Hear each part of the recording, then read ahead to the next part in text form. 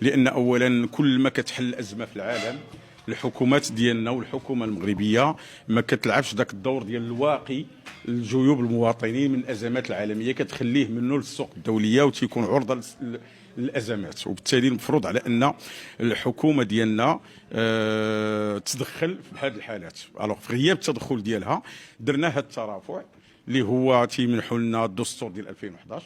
هذا الترافع هو عباره على عريضه كنطالبوا فيها بتسقيف المحروقات، وطبعا حسب القانون القانون المنظم فغادي نجمعوا العدد التوقيعات الكافيه كما ينص عليها القانون، وغادي نقدموه بشكل رسمي للسلطات الحكوميه المغربيه. تسقيف المحروقات ضروره ملحه لان ثمن المحروقات تيأثر على جميع المجالات، بل ان اي ماده ثمن المحروقات ياخذ منها 20%. اذا تصوروا اي ماده ثمن المحروقات ياخذ منها 20%.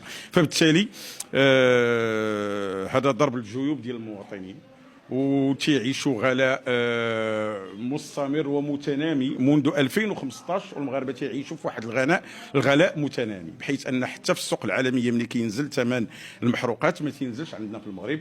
وبالتالي باش ما يبقاش المواطن عرضه للافتراس ديال السوق العالمي، مواطنين مغاربه قررنا اننا نلجؤوا الامكانيه اللي كيمنحها لنا الدستور في الفصل 15، وهو هذه العريضه من اجل ان الحكومه تدخل وفق ما يسمح لنا به القانون.